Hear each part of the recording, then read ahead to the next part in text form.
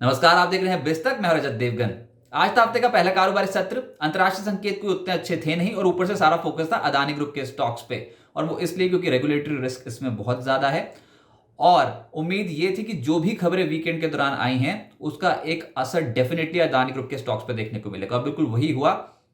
क्या थी शेयरों की चाल, इस रिपोर्ट में बताएंगे आपको। लेकिन सबसे पहले मार्केट आज जैसे बिहेव करके गए हैं, ऊपरी स्तरों पर मुनाफा वसूली देखने को मिली है। 17,859 के लेवल की ओपनिंग थी और 17,880 तक गए थे। लेकिन उसके बाद ऊपरी स्तरों पर जो मुनाफा वसूली आई है ना, वो 17,719 तक ले गई। उम्मीद नहीं थी कि 17,800 इतनी आसानी से टूटेगा, लेकिन ये आज के सत्र में लेवल टूटा। क्लोजिंग हुई है 17,770 के लेवल पे। 85 अंक गिरकर निफ्टी की और निफ्टी बैंक 277 अंक कमजोर होकर हुआ है बंद 41,282 के लेवल पे। और सेंसेक्स 250 अंकों की गिरावट के साथ हुआ है बंद। एडवांस डिक्लाइंस मात्र 16 शेयर्स ही चढ़ पाए आज निफ्टी पे। 34 शेयर्स लाल निशान में हुए हैं बंद। जो चढ़ा है वो है टाइटन 2% तेज। इसके अलावा एलएनटी 0.25% तेज। NTPC, Bajaj auto, Eicher motor जैसे स्टॉक्स में 1% से लगभग 1.5% के आसपास की तेजी बनी। लेकिन अदानी ग्रुप के स्टॉक्स ढेर हो गए। Adani enterprises, Adani ports Nifty के टॉप लूजर्स की सूची में आ गए। और जो खबरें थी वो हैं आपकी स्क्रीन पे। सबसे पहले तो एसबीआई कैप ट्रस्टी कंपनी के पास 3 अदानी ग्रुप कंपनियों के अतिरिक्त शेयर गिरवी रखे गए हैं। कुल वैल्यू है 1038 करोड़ रुपए। और जो कंपनियां हैं वो है Adani ports, Adani transmission, Adani green. अतिरिक्त कोलैटरल के तौर पर एसबीआई कैप ट्रस्टी के पास ये जो शेयर्स हैं, इनके एक्स्ट्रा शेयर्स गिरवी रखे गए हैं। ऊपर से एक और खबर थी कि अदानी ग्रुप ने आय ग्रोथ का लक्ष्य जो है उसको घटा दिया। सूत्रों के हवाले से खबर है कि वो जो लक्ष्य है आय ग्रोथ का, उसको घटाकर आधा कर दिया है। यानी कि FY24 पे जहां ग्रुप की ग्रोथ 40% की रह सकती थी, उसका आय ग्रोथ लक्ष्य जो है वो घटाकर 15 से 20% कर दिया है। तो ये तो लगभग तय था कि आज इसी खबर का एक नेगेटिव इंपैक्ट देखने को मिलेगा और उसी के चलते स्टॉक्स में जबरदस्त बिकवाली देखने को मिली। क्षमता विस्तार पर नया खर्च करने की गति में भी कमी करेगा अदानी ग्रुप और फाइनेंशियल स्थिति को मजबूत करना इस समय प्राथमिकता है, जिसमें ज्यादा फोकस कैश को बचाने में है, कर्ज को चुकाने में है, गिरवी रखे शेयर्स को छुड़वाने में है। बाजार बंद होने से जस्ट पहले एक और खबर आई कि 15 फरवरी को सेबी की वित्त मंत्रालय के साथ बैठक होगी। सूत्रों के हवाले से खबर है कि अदानी एंटरप्राइजेस के 20,000 करोड़ रुपए के एफपीओ को जो उन्होंने वापस लिया था, उसकी जांच सेबी कर रहा है। और इंटरकनेक्टेड लिंक्स कुछ हैं पार्टीज के साथ की नहीं, उसकी जांच हो रही है और उस पर वित्त मंत्रालय को अपडेट देना है। अब तक सेबी ने अदानी हिंडनबर्ग मामले पे जो भी कदम उठाए हैं, जो भी सर्वेलेंस मेजर्स उठाए हैं, उनकी जानकारी भी वित्त मंत्री को डायरेक्ट दी जाएगी। ये एक और खबर थी। तो आप समझ सकते हो कि जिस भी स्टॉक और ग्रुप कंपनियों पे रेगुलेटरी कंसर्न्स हो, उस पर नेगेटिव इंपैक्ट ज्यादातर देखने को मिलता है। निफ्टी लूजर्स आज के सत्र में टॉप पे है अदानी एंटरप्राइजेस 7.5% ढेर। इसके अलावा अदानी पोर्ट्स 5% ज्यादा टूट गया। एसबीआई, इन्फोसिस, अपोलो हॉस्पिटल जैसे स्टॉक्स 2% से 3% साफ। एफएनओ गेनर्स में ग्लेनमार्क नजर आएगा आपको, आज 5.5% चढ़ा है। नाल्को लगभग 3% चढ़ा है। टाइटन, मेट्रोपोलिस और एचएएल जैसे स्टॉक्स 2% चढ़ते हुए नजर आए। जो गिरावट झेल रहे थे उसमें एक नतीजों का इंपैक्ट था, भयंकर इंपैक्ट था। सिटी यूनियन बैंक, ये स्टॉक 16% के आसपास टूटा है आज। बालकृष्ण इंडस्ट्रीज, ये एक और निकल आया जहां पर 11% के आसपास की गिरावट देखने को मिली। इन्फोएज 9% ढेर हो गया। ल्यूपिन 8.5% टूटा है। अदानी एंटरप्राइजेस तो खैर निफ्टी का ही टॉप लूजर है। इसके अलावा अदानी ग्रुप के शेयर्स पूरे बास्केट को देखोगे तो कोई भी स्टॉक हरे निशान में नहीं था, सबके सब आज के सत्र में गए।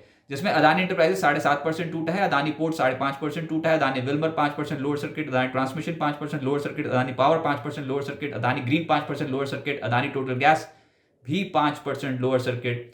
अंबुजा 5% नीचे बंद हुआ। एसीसी 3% नीचे बंद हुआ और एनडीटीवी में 5% का lower circuit. Sector specific PSU banks दबाव में थे, जिसमें कैनरा बैंक 3% टूटा है। Bank of Maharashtra, union bank, PSB, in stocks में 3% के आसपास की गिरावट देखने को मिली है। एसबीआई आज बहुत दबाव में था, आज 3.25% नीचे था ये स्टॉक। आईओबी, इंडियन बैंक जैसे स्टॉक्स में भी गिरावट देखने को मिली। फाइनेंशियल्स में भी आज गिरावट ही थी, जिसमें पीएफसी लीड कर रहा था, इस गिरावट को 3% नीचे था।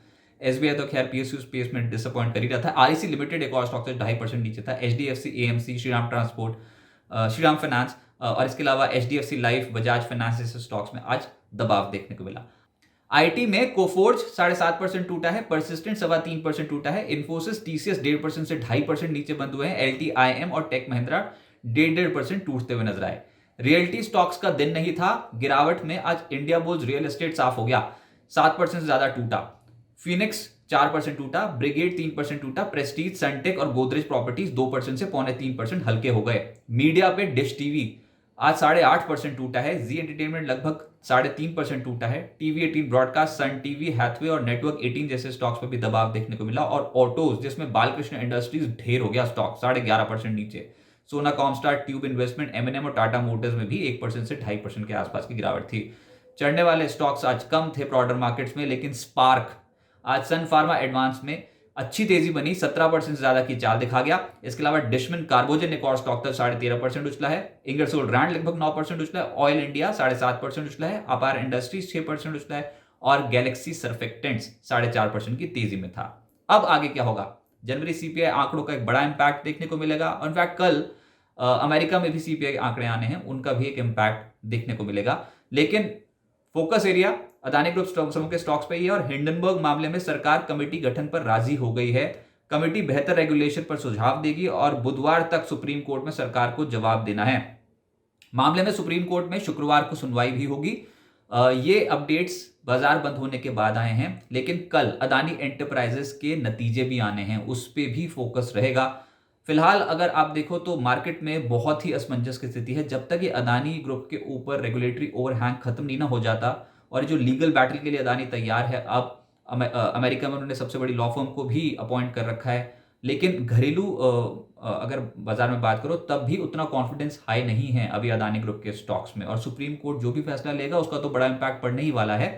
तो हफ्ते के पहले दिन मंदी करने वाले हावी हुए और फिलहाल बजट दिन के हाई को निकालने में प्रॉब्लम हो रही है। हम बार बार बोल रहे हैं 17,972 ये लेवल था जिसको अटेम्प्ट नहीं कर पा रहा है निफ्टी, वहां तक पहुंच ही नहीं पा रहा है और कॉल राइटर्स बहुत ज्यादा हावी हैं 18,000 की स्ट्राइक पे। तो ये लेवल्स नहीं निकले तो फिर तकलीफ बढ़ सकती है, अगर निकल गए तो फिर कमाल होगा। लेकिन अभी तक कुछ संकेत ऐसा बन नहीं रहा है जिसमें हम कहें कि 18,000 के लेवल को उतनी आसानी से बाजार पार करेगा।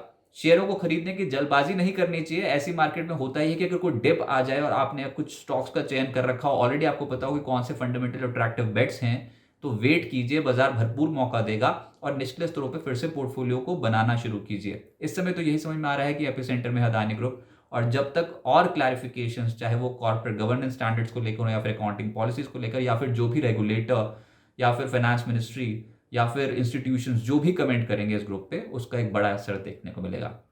फिलहाल बाजार एक दायरे में है और आज हफ्ते के पहले कारोबारी सत्र में मंदी करने वालों की हुई है जीत।